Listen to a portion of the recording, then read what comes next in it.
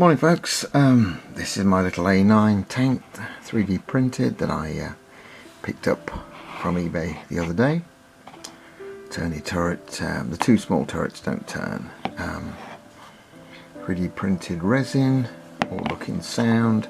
So I'm now about to get it painted. I'm thinking of going for a grey undercoat, and then I'm going to do a green with a dark, a lighter green than a darker green pattern. Purpro early war British, sort of the French campaign of 1939, 1940, pre-Dunkirk. Right, let's get this undercoated. Okay, here's or he or it or she grey undercoat. I've gone for a basic grey undercoat on all parts, and I've got a list of colours. Seems to be khaki green is what most people go for, so I might use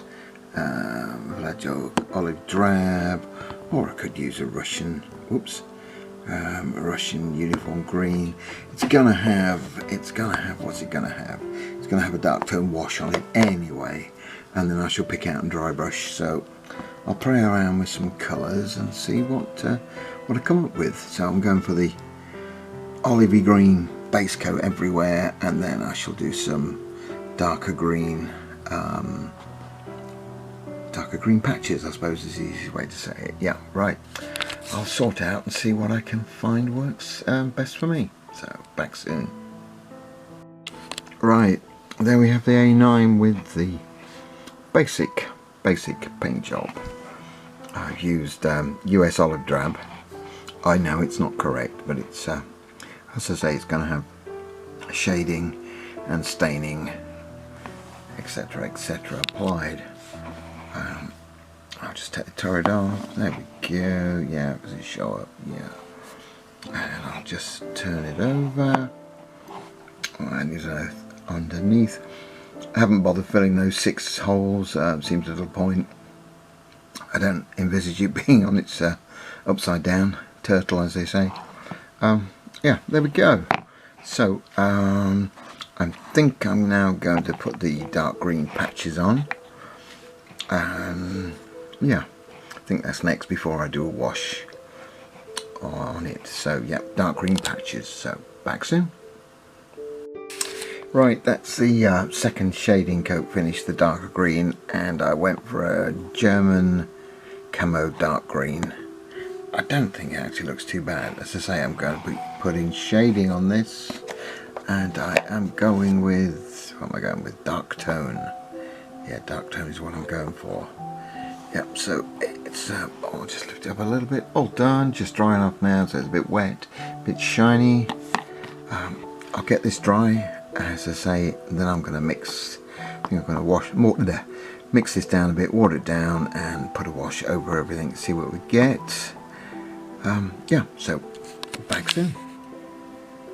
Okay, the dark tone wash has been added. Very shiny, very rough looking.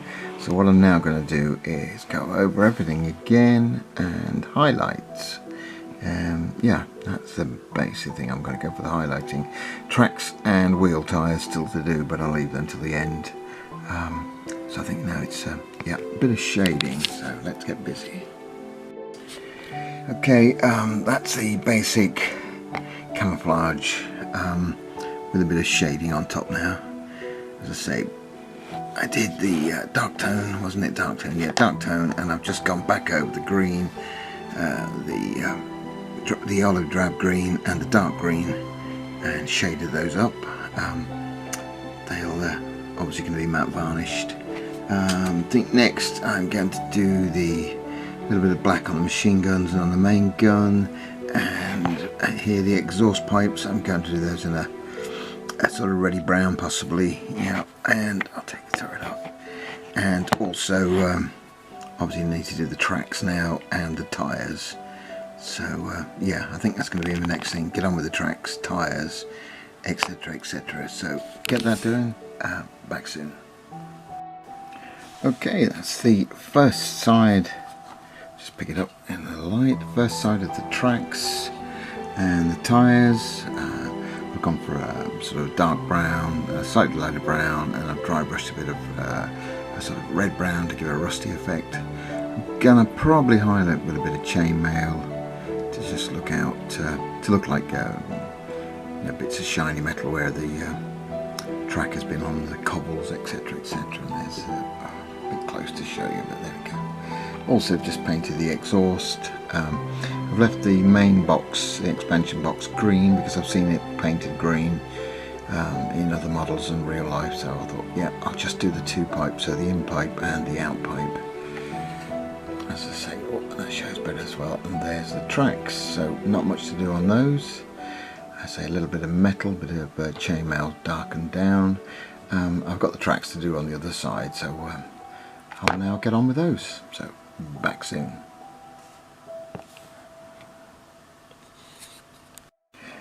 Right, all done, both sides. I'll just take the turret off. So we've got, if you can show it there, tracks there, a little bit of chainmail metal on to show,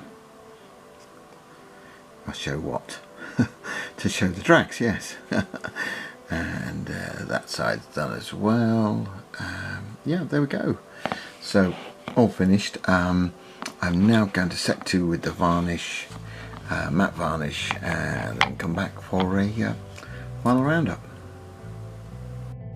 There we have it, all finished. I've just put a matte varnish on, and yep, he's all done, she's all done. A9 British, what are we talking, 1940-ish, 3940, BEF, pre-Dunkirk I think, yeah. Right, there we go, a couple of Warlord games, British Tommies, or whatever you want to call them. Yeah, good scale. I'm thinking this is actually a 32mm tank, but it works for us. I found that the 28mm ones were just a bit too small, but I'm liking the size of this. Yeah, so there we go. Thanks for looking, and bye for now.